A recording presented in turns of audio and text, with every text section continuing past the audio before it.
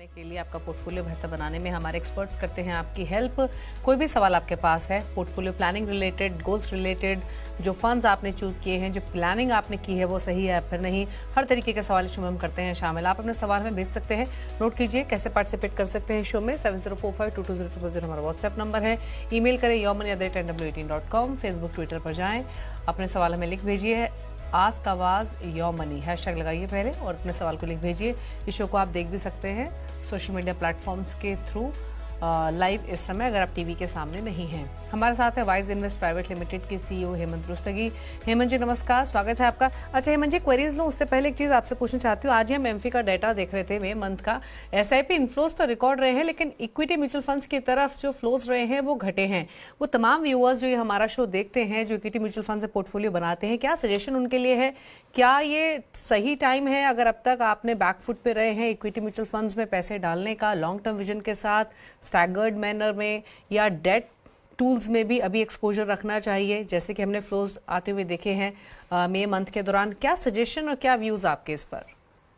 जी दीपाली, आपने बिल्कुल ठीक कहा थी। जो एमपी के जो डेटा है उसमें जैसा आपने कहा कि जो जहां तक एसआईपी का सवाल है, एसआईपी की तरफ इन्वेस्टर्स का रुझान बना हुआ है। पिछले महीने से भी थोड़े से ज्यादा है, फ्लैटिश नंबर है लेकिन थोड़े फिर भी ज्यादा ही है। तो एसआईपी का जो प्रोसेस जो शुरू हुआ हमारे देश में, हमने देखा कि एक तरीके से मैं कह सकता हूं कि डिसिप्लिन इन्वेस्टमेंट का जो मूवमेंट है वो बिल्कुल चल रहा है। ये बात सही है कि इक्विटी में अगर मैं पिछले महीने से कंपेयर करूं तो थोड़ा पैसा थोड़ा कम आया है। बट आई थिंक वो ठीक है। कभी कभी जब मार्केट में थोड़ी सी जब वॉलेटिलिटी ज्यादा होती है, ये जो नंबर्स हैं कभी ऊपर नीचे आपको दिखाई देंगे। मेरे हिसाब से हमारे देश में इन्वेस्टर्स ने ये समझ लिया है कि लॉन्ग टर्म में अगर आपको वेल्थ क्रिएट करनी है, आपके जो गोल्स हैं लॉन्ग टर्म के, उनको पूरा करने के लिए इक्विटी जो है आपके पोर्टफोलियो में एक अहम रोल प्ले करती है। वो दिख रहा है कि जिस तरीके से बढ़ते हुए नंबर से लोग इन्वेस्टर जो है अपने पोर्टफोलियो में इक्विटी को शामिल कर रहे हैं। जहां तक अभी निवेशक क्या करें, बनाना पैसा इन्वेस्ट करना चाहिए कि नहीं, देखिए दीपाली, मेरा ये मानना है कि इन्वेस्टमेंट जो है वो एक वन टाइम एक्टिविटी नहीं है, वो एक ऑनगोइंग प्रोसेस है। और इसलिए हम हमेशा रिकमेंड करते हैं कि आप अपने गोल बेस्ड इन्वेस्टमेंट प्रोसेस को फॉलो कीजिए। आपके जो गोल्स हैं long term, medium term, short term, उनको डिफाइन करके उनके हिसाब से आप इन्वेस्टमेंट कीजिए। और सबसे इंपॉर्टेंट चीज ये है कि अगर आप एक डिसिप्लिन निवेशक हैं, यानी अगर आप चाहे सिस्टमैटिकली इन्वेस्ट करें एसआईपी के द्वारा, या अगर वो आपके लिए पॉसिबल नहीं है, आपकी कमिटमेंट है कि आप साल में एटलीस्ट 2-3 बार जब भी आपके पास इन्वेस्टेबल सरप्लस होगा पैसा लगाएंगे। अगर आप ऐसे डिसिप्लिन इन्वेस्टर हैं तो फिर आपको क्लैरिटी है कि आपके पास कितना समय है, तो फिर मुझे लगता नहीं कि आपको इनफ्लोज को देखना है, आपको मार्केट के मूड को देखना है। आपको अपनी रिक्वायरमेंट के ऊपर फोकस करना है, अपने एसेट एलोकेशन के ऊपर फोकस करना है। और जैसा मैंने कहा कि इंपॉर्टेंट चीज ये है कि इन्वेस्टमेंट जो है एक प्रोसेस है, एक वन टाइम एक्टिविटी नहीं है। तो जब भी आप शुरू करें, मुझे लगता है वो सही समय है। लेकिन इंपॉर्टेंट ये है कि एसेट एलोकेशन बराबर हो और आपका टाइम होराइजन जो है वो बहुत अच्छे से डिफाइन किया हो। ओके, चलिए, तो ये तो बात हुई एसआईपी फ्लोस की, जिस तरीके के ट्रेंड्स हमने मई मंथ के दौरान देखे हैं। लेकिन चलिए अब क्वेरीज को करते हैं शामिल। अनिल पहले व्यूअर हमारे साथ कनेक्टेड है महाराष्ट्र से। अनिल जी नमस्कार, बताइए क्या सवाल है आपका? हाँ मैडम, मेरा अनिल डॉक्टर नाम है, महाराष्ट्र बोल रहा हूँ मैं। बताइए। मेरी मंथली एसआईपी 11,000 की है और मेरा लक्ष्य है 15 साल में 1.5 करोड़। मुझे अपने बेटियों की शादी के लिए पोर्टफोलियो मैंने बनाया है। अभी मेरा पोर्टफोलियो का वैल्यू है 7 लाख रुपए, इन्वेस्टेड है 4 लाख रुपए।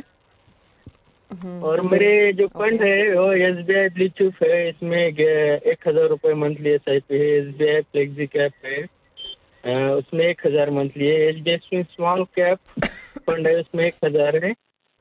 पारिक फ्लेक्सी कैप उसमें 3,000 रुपए है। और Motilal Oswal mid cap fund उसमें 2,000 मंथली चल रहा है। और कैनरा रोबिको स्मॉल कैप फंड इसमें 1,000 रुपए मंथली। और क्वांट मल्टी एसेट फंड उसमें 2,000 एसआईपी अभी मंथली चल रही है। पूरी 11,000 रुपए एसआईपी मंथली चल रही है मेरी। और मैंने एक्सिस लार्ज कैप जो फंड था उसमें भी मैंने पहले 85,000 रुपए का इन्वेस्टेड किया हुआ है, लेकिन अभी उसकी एसआईपी मैंने बंद कर दी है। तो इसमें से मुझे जो फंड अभी कौन से चालू रखने चाहिए और कौन से नए लेने चाहिए, यह मुझे चाहिए। ओके, अच्छा अनिल जी एक चीज़ बताइए, जो 85,000 आपके पास हैं जिस फंड में आपने एसआईपी डिसकंटिन्यू की है, उसे मिलाकर आपके पोर्टफोलियो की वैल्यू 7 लाख है अभी? हाँ हाँ हाँ, वो मिला के और फंड कौन सा बताया आपने? एक्सिस का कौन सा फंड है? Okay, axis large blue chip था वो पहले, अभी लार्ज कैप नाम हो गया उसका। ओके ओके, ठीक है। तो सुना आपने इनका सवाल। 7 म्यूचुअल फंड्स हैं, फंड्स के नेम इन्होंने बताया, अमाउंट इन्होंने बताया। एक्सिस लार्ज कैप फंड में 85,000 ऑलरेडी पैसिव मौजूद हैं, प्लस 11,000 की एग्जिस्टिंग एसआईपी है, 7 लाख के पोर्टफोलियो की वैल्यू, और बेटियों की शादी के लिए जोड़ रहे हैं तो 15 साल में 1.5 करोड़ का लक्ष्य है। बताइए सजेशंस। जी दीपाली, आई थिंक इनके पोर्टफोलियो पे कमेंट करूं उससे पहले इनके लक्ष्य की बात करता हूं। तो जैसे इन्होंने कहा कि 11,000 की इन्वेस्टमेंट कर रहे हैं और कुल मिला के इनके पास 8 फंड्स हैं। एक्सिस लार्ज कैप को मिला के कुल मिला के 8 फंड्स हैं। तो मेरे हिसाब से फंड थोड़े ज्यादा है, इसको कंसोलिडेट करने की जरूरत है, कम करने की जरूरत है, ताकि उसकी मॉनिटरिंग अच्छी हो सके और उसके अंदर अच्छे फंड आपके पोर्टफोलियो में बने रहे। उससे पहले अगर हम देखें कि इनका गोल पूरा होगा कि नहीं, इनका 15 साल का समय है, करीब 1.5 करोड़ का इनको कॉर्पस चाहिए। तो जो करंट इन्वेस्टमेंट है उनकी, यहाँ पे मैं उनका जो अभी तक जो एक्यूमुलेशन किया 7 लाख वो, और 11,000 की जो एसआईपी कर रहे हैं, दोनों को अगर मैं लेके चलूं 12% का एनुअलाइज्ड रिटर्न माने तो करीब करीब 90 लाख का कॉर्पस बनेगा। तो जाहिर सी बात है कि वो गैप है, जितना उनको चाहिए और जितना ये बना पाएंगे, तो उसको पूरा करने का एक अच्छा तरीका ये है कि आप अगर हर साल अपनी एसआईपी को 10% से बढ़ाएं, तो आप अपने लक्ष्य जो है आपका 1.5 करोड़ का, उसको आप पूरा कर पाएंगे। तो पहली चीज तो आपको कोशिश करनी है। अच्छी बात यह है कि आपके पास समय है 15 साल का, लेकिन कोशिश आपको करनी है कि जितना जल्दी हो सके अपनी एसआईपी की रकम को बढ़ाइए 10% से हर साल, ताकि अपने लक्ष्य तक पहुंच जाए। जैसा मैंने शुरुआत में कहा कि 8 फंड्स हैं, डेफिनेटली पोर्टफोलियो को कंसोलिडेट करने की जरूरत है। तो जो एग्जिस्टिंग फंड्स हैं उसमें 3 फंड मुझे लगता है ये बने रह सकते हैं, उसको कंटिन्यू कीजिए। पराग पारी फ्लेक्सी कैप जिसमें 3,000 है, मोतीलाल ओसवाल मिड कैप 2,000, और क्वांट मल्टी कैप जो मल्टी एसेट फंड जो है 2,000 रुपए इन्वेस्ट करें, इनमें आप बने रहिए। उसके अलावा मुझे लगता है एक ही फंड आप रखिए मल्टी कैप कैटेगरी का। मल्टी कैप में तीनों segment, large cap, mid cap, small cap में आपको एक्सपोजर मिलेगा। और अच्छी बात यह है कि इस फंड में डिसिप्लिन बना रहता है कि मिनिमम 25% एलोकेशन तीनों सेगमेंट में रहेगा, और जो बाकी 25% है वो यूजुअली उसका एक बड़ा हिस्सा जो है वो लार्ज कैप में जाता है। तो उस कैटेगरी में Nippon India multi cap fund आप रखिए, उसमें 4,000 रुपए इन्वेस्ट कीजिए। तो कुल मिला के 8 की जगह आपके पास 4 फंड होंगे। और जो एक्सेस ब्लू चिप में, इनफैक्ट आपको अगर जब फंड चेंज करेंगे तो जो भी वहां पे एक्यूमुलेट किया आपने कॉर्पस, उसको आपको वहां से निकाल के यहाँ डालना होगा। ऑफ कोर्स वो करने से पहले आप ध्यान रखिए, एग्जिट रोड को देख लीजिए, टैक्सेस को देख लीजिए, उसके बाद डिसीजन करके आप अपने पोर्टफोलियो में बदलाव कीजिए। ओके, चलिए, तो सलाह आपको दी गई है क्लियरली पोर्टफोलियो को लेकर। थोड़ा बदलाव पोर्टफोलियो में करने की ज़रूरत है, ज़्यादा फंड्स की ज़रूरत नहीं है, 5 फंड्स ही काफ़ी होंगे आपके पास। लमसम कहाँ डिप्लॉय कर रहे हैं वो भी आपको जानकारी दी गई। 15 साल में एग्जिस्टिंग पोर्टफोलियो से 90 लाख जमा कर पाएंगे, 10% सालाना निवेश बढ़ाएंगे तो अपने गोल को हासिल कर लेंगे। कमल है अगले व्यूअर हमारे साथ सवाल पूछने के लिए भटिंडा से। कमल नमस्कार, बताइए क्वेश्चन। नमस्कार मैडम। पहले तो मैं CNBC आवाज न्यूज चैनल का धन्यवाद करना चाहता हूं, क्योंकि जो मैं यहाँ पे आपका चैनल देखता हूं ना जी, उससे मुझे सिप शुरू करने का जो मुझे उत्साहित हुआ मैं, तो मैंने अभी अप्रैल में ही शुरू किया है। अभी मेरे पास 8 फंड्स हैं टोटल। तो उन 8 फंड मेरा क्वेश्चन है मैडम, जो मैंने 8 फंड चूज किए हैं, क्या वो सही हैं?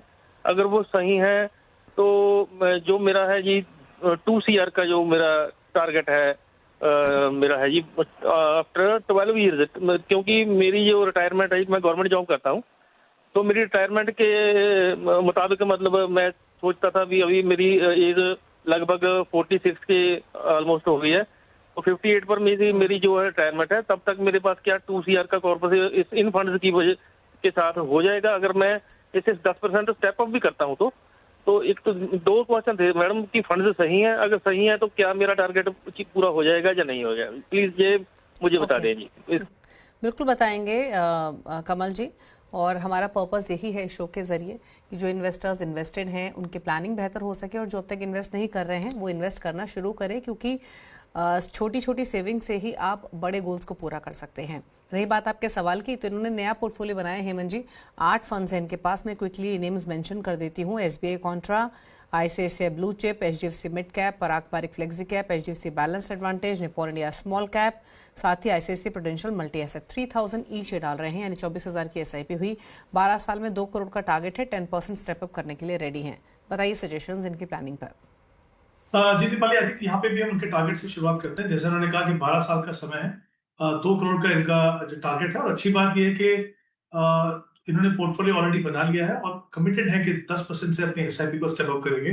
तो अगर मैं ये मान के चलूं कि 24,000 की SIP अगर ये अगले 12 साल तक कंटिन्यू करते हैं, 12% का अगर मैं रिटर्न मान के चलता हूँ, तो करीब करीब मुझे लगता है 1 करोड़ 21 लाख का कॉर्पस बनेगा। गैप है जितना उनको बनाना है और जितना वो बना पाएंगे, तो उसका एक तरीका ये है कि उनको अपनी SIP को स्टेप अप करना होगा 20% से। अभी तक इन्होंने जैसा कहा कि उनकी कमिटमेंट है 10% से, तो इनको अपना जो SIP का जो इन्वेस्टमेंट है वो 20% से बढ़ाना होगा 2 करोड़ के टारगेट तक पहुंचने के लिए। क्योंकि हालांकि 12 साल का समय है, क्योंकि जो होल्डिंग पीरियड है उसमें करीब 6 साल का रहेगा। तो उसके हिसाब से उनको थोड़ा सा इन्वेस्टमेंट अमाउंट बढ़ाने की जरूरत है। अगर वो डिसिप्लिन तरीके से करेंगे तो काफी अच्छा रहेगा। जहां तक पोर्टफोलियो का सवाल है, मुझे लगता है पोर्टफोलियो उन्होंने काफी अच्छा बनाया है दोनों की तरफ से। एक जिस कैटेगरी के फंड उन्होंने इक्विटी में चुने हैं, और एक या दो चेंजेस है, मैं बताऊंगा उसको। बट ब्रॉडली मुझे लगता है कि पोर्टफोलियो उन्होंने अच्छा बनाया है, फंड्स जो है वो अच्छे चुने हैं। तो यहाँ पे 2 चेंजेस मैं चाहता हूँ। एक, स्मॉल कैप इन्होंने जो अपने पोर्टफोलियो में रखा है, क्वांट का स्मॉल कैप, मुझे लगता है उसकी जगह में अगर आप बंधन स्मॉल कैप रखें तो वही बेहतर ऑप्शन हो सकती है। दूसरा, इनके पास एक HDFC का बैलेंस एडवांटेज फंड है। काफी अच्छा फंड है अपनी कैटेगरी का, लेकिन ये उन निवेशकों के लिए है जहां पे आपको पूरा पैसा इक्विटी में नहीं लगाना हो और आप चाहते हो कि मार्केट के उतार चढ़ाव के हिसाब से या मार्केट के वैल्यूएशन के हिसाब से इक्विटी का एक्सपोजर कम या ज्यादा होता रहे। इनके पास टाइम होराइजन क्लियरली डिफाइंड है, तो मुझे लगता है कि उनको एक बैलेंस एडवांटेज फंड की जरूरत है। उनको HDFC म्यूचुअल फंड का ही, अगर वो HDFC large and mid cap fund ले लें बैलेंस एडवांटेज की जगह, तो वो बेहतर रहेगा। उससे थोड़ा सा रिटर्न जो है उनके बेहतर हो सकते हैं। तो 2 चेंजेस इनको अपने पोर्टफोलियो में करने हैं। और जैसा मैंने कहा कि अपनी जो SIP को स्टेप अप उनको 20% से करना होगा। ओके, चलिए, तो ये रही सलाह आपके लिए। जैसे बताया गया, quant small cap HDFC balance advantage से निकलिए, बंधन small cap HDFC large and mid cap आप ऐड कीजिए। 1.25 करोड़ के आसपास का कॉर्पस आप इकट्ठा कर सकेंगे। आपको अगर अपने लक्ष्य को हासिल करना है तो 20% तक स्टेप अप आपको करना पड़ेगा। बाकी समय समय पर अपने पोर्टफोलियो पर राय लेते रहें, इन्वेस्टेड रहें, और डेफिनेटली आप अपने गोल को हासिल कर पाएंगे। बात करते हैं अब अगले व्यूअर से। उपेंद्र हमारे साथ मौजूद हैं सवाल पूछने के लिए, बलिया उत्तर प्रदेश से। उपेंद्र जी नमस्कार, बताइए सवाल। नमस्कार मैम। बताइए क्या क्वेश्चन है आपका। जी मैम, मैंने अपना पोर्टफोलियो भेजा था और मेरा लक्ष्य है अगले 20 से 21 साल में 10 करोड़ का। और मेरा पोर्टफोलियो का जो हमारे फंड है वो अच्छे हैं, और क्या मैं उस अमाउंट से अपने टारगेट तक पहुंच सकता हूँ, ये पूछना था। ओके, तो 10 लाख का आपका ये मौजूदा पोर्टफोलियो है, और टोटल SIP आपकी कितनी चल रही है इस समय? मैम तकरीबन 30,000 है। 30,000 की मंथली SIP, और NPS में भी आप डाल रहे हैं 10,000 रुपए के आसपास, करेक्ट? जी जी जी जी मैम। 20 इयर्स में 10 करोड़ का टारगेट है, 10% स्टेप अप कर सकते हैं। फंड्स कौन से हैं? पराग Parikh flexi cap 8,000 per month, axis small cap 6,000 per month, Kotak multi cap 8,000 per month, Kotak large and mid cap 8,000 per month. क्या सजेशन है मंजिन के लिए? जी दीपाली, देखिए सबसे अच्छी बात यहाँ पे ये है कि इन्होंने अपने आप को टारगेट तो बड़ा रखा है, लेकिन साथ में अपने आप को उतना समय दिया है। 20 साल का इनका टाइम होराइजन है, तो वो काफी लंबा समय है इक्विटी का जो एक्चुअल पोटेंशियल है उसको रियलाइज करने के लिए। और दूसरी इंपॉर्टेंट चीज ये है कि इनकी जो इन्वेस्टमेंट है वो सिस्टमैटिकली कर रहे हैं, जिससे जो सबसे बड़ा डर किसी भी निवेशक को होता है वॉलेटिलिटी का, और उसका इम्पैक्ट तो कम होता ही है, बल्कि आपको एवरेजिंग का फायदा भी होता है। तो I think in terms of strategy बिल्कुल सही है, समय इन्होंने अपने आप को काफी दिया है। अगर मैं इनकी इन्वेस्टमेंट को देख के चलूं, इनके पास 2 हिस्सा है उसके पोर्टफोलियो का। एक जो वो म्यूचुअल फंड में SIP कर रहे हैं 30,000 की, उसके अलावा ये जो NPS में 10,000 पे इन्वेस्ट कर रहे हैं, तो कुल मिला के करीब 40,000 की इन्वेस्टमेंट उनकी हो रही है। इसको अगर मैं मान के चलूं कि ये बिना किसी रुकावट के अपनी इन्वेस्टमेंट को कंटिन्यू रखेंगे और 10% से स्टेप अप करेंगे जैसे उन्होंने कहा है, तो अपना जो टारगेट है वो 10 करोड़ का उसको पूरा कर पाएंगे। तो टारगेट पूरा होगा प्रोवाइडेड आप इस डिसिप्लिन को बनाए रखें और हर साल अपनी एसआईपी के अमाउंट को 10% से बढ़ाएं। अब अगर मैं इनके फंड्स पे आऊं तो मुझे लगता है अगेन इस पोर्टफोलियो में इन्होंने सिलेक्शन जो है काफी अच्छी की है, बोथ इन टर्म्स ऑफ जो कैटेगरी इन्होंने चुनी है, जो नंबर ऑफ फंड्स हैं और जो फंड चुने हैं उन्होंने वो काफी अच्छे हैं। तो मुझे लगता नहीं कि इनको अपने पोर्टफोलियो में कोई भी बदलाव करने की जरूरत है। इन्होंने पूछा कि मिड कैप इनके पोर्टफोलियो में होना चाहिए, वो डेफिनेटली मिसिंग है। मुझे लगता है कि अगर आगे जाके वो अपनी इन्वेस्टमेंट अमाउंट को बढ़ाएं और चाहे एक फंड ऐड करना तो फिर मिड कैप फंड शामिल कर सकते हो। बट अभी जो अगर मैं देखूं उनके पोर्टफोलियो को एनालाइज करूं तो इनके पास कोटक मल्टी कैप फंड है, मोतीलाल ओसवाल का लार्जर मिड कैप फंड है। इन दोनों फंड के जरिए से इनको मिड कैप में एक्सपोजर मिल रहा है। बट हाँ, डेफिनेटली स्कोप है उसके अंदर। मैं नहीं चाहता कि आप इस स्टेज पे अपने पोर्टफोलियो में कोई बदलाव करें, लेकिन अगर आगे जाके आप अपना रकम बढ़ाते हैं, क्योंकि 20 साल का समय है और आप कमिटेड भी हैं 10% से बढ़ाने की, तो जब आप चाहें तो फिर एक मिड कैप फंड डेफिनेटली शामिल कर सकते हैं। ओके, चलिए ये रही उपेंद्र जी के लिए सलाह। उपेंद्र जी, अकॉर्डिंगली आप स्ट्रैटेजी बना सकते हैं, लक्ष्य आप हासिल कर लेंगे, फंड सिलेक्शन भी सही है, लोकेशन भी सही है, कैटेगरी ऐड कर सकते हैं मिड कैप फंड के आगे जाते हुए। ये सलाह आपके लिए। रुक रहे हैं एक ब्रेक के लिए, ब्रेक उस पर कुछ और क्वेश्चंस को करेंगे शामिल। चल वापस आते हैं।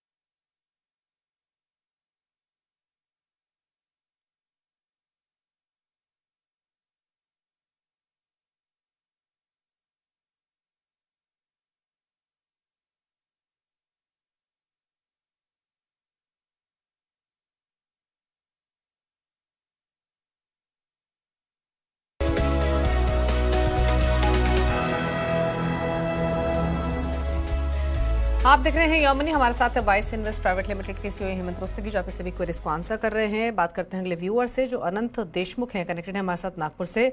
अनंत नमस्कार, बताइए क्या सवाल है आपका? मैंने एक्चुअली अभी मेरे पास जो म्यूचुअल फंड है उसकी वैल्यू करीबन 33 लाख के करीब है और मेरी ऑलरेडी 15-16 हजार की SIP चल रही है। ओके, हेलो, ठीक है। और तो 15-16 मेरा और बोलिए मेरा जो है टारगेट जो अगले 15 साल में ये 2 करोड़ के करीब का है। तो मुझे पूछना ये था कि अभी जो SIP मेरी जो फंड में चल रही है और जो अमाउंट मैंने डाला है, क्या उतना काफी है उस टारगेट को अचीव करने के लिए? अच्छा, मैं 2-3 चीज़ आपसे पूछूंगी, प्लीज करेक्ट कीजिएगा। आपने जो डिटेल्स हमें भेजी उसके हिसाब से भी आपकी active monthly SIP 16,000 per month की है और जो आपकी एग्जिस्टिंग पोर्टफोलियो की वैल्यू है वो 32 लाख के आसपास है, करेक्ट? हाँ। और 15 ईयर्स में आपका 2 करोड़ का टारगेट है या 3 करोड़ का? हाँ सॉरी, 3 करोड़ का। ओके, ठीक है। फंड्स इनके पास है Motilal Oswal Nifty 500 5,000 per month, 2,000 per month बंधन स्मॉल कैप में, पराग पर फ्लेक्सी कैप में 3,000 पर मंथ, इन्वेस्को इंडिया में 2,000 पर मंथ और SBI मैग्नम चिल्ड्रन फंड में 2,000 पर मंथ। बताइए सजेशंस हेमंत जी, क्या राय इनके पोर्टफोलियो पर?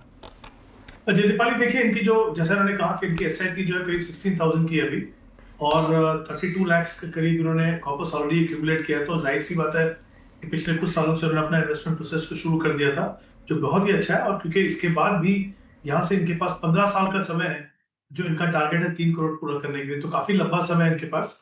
जहां तक इनके टारगेट का सवाल है, मुझे लगता है इनकी जो करंट इन्वेस्टमेंट है, अगर इसको बिना किसी रुकावट के वो कंटिन्यू करते हैं तो करीब करीब 2 करोड़ 60 लाख का कॉर्पस वो बना पाएंगे अपनी जो करंट इन्वेस्टमेंट है। अब इन्होंने जैसा कहा कि इनका टारगेट है करीब 3 करोड़ का, तो इनको अपनी SIP को बढ़ाना होगा थोड़ा सा। मुझे लगता है 4 या 5 हजार से अपनी SIP को बढ़ाएं अगर हर महीने, तो डेफिनेटली अपने टारगेट तक पहुंच पाएंगे। दूसरी सलाह मैं इनको ये दूंगा, जैसे हमने पहले भी बात की, कि क्योंकि बहुत लंबा समय है, शायद अगर ये कोशिश करें तो पॉसिबल होगा कि हर साल अपनी SIP को कम से कम 5 या 10% से बढ़ाएं, तो फिर वो कहीं ज्यादा बड़ा कॉर्पस बना पाएंगे। तो कोशिश कीजिए कि अपनी SIP को आप एक डिसिप्लिन तरीके से हर साल 5 या 10% से बढ़ाएं, तो 3 करोड़ से ज्यादा, कहीं ज्यादा आप कॉर्पस बना पाएंगे, क्योंकि आपके पास समय है, तो आपको पूरी कोशिश करनी चाहिए। अब मैं इनके फंड्स की बात करूं तो मुझे लगता है इस पोर्टफोलियो में कुछ बदलाव की जरूरत है। पहली बात तो ये कि जो इनके पास एक मोतीलाल ओसवाल निफ्टी 500 मोमेंटम 50 फंड है। देखिए, जब आप एक आम निवेशक हो, आपका पूरा फोकस जो है एक डिसिप्लिन तरीके से इन्वेस्ट करके बड़ा कॉर्पस बनाना है, तो इस तरह के जो स्मार्ट बीटा फंड्स हैं उनको मॉनिटरिंग करना बहुत मुश्किल है। कभी इनसे निकलना है, कभी इनके अंदर दोबारा से री एंटर करना है, तो वो बहुत मुश्किल है। मुझे नहीं लगता कि आपके लिए वो सही ऑप्शन है। उसके बजाय अगर आप मोतीलाल ओसवाल का large and mid cap fund ले लें तो वो बेहतर ऑप्शन होगी। तो एक तो आप ये कंसिडर कर सकते हैं। दूसरा एक चिल्ड्रन फंड है।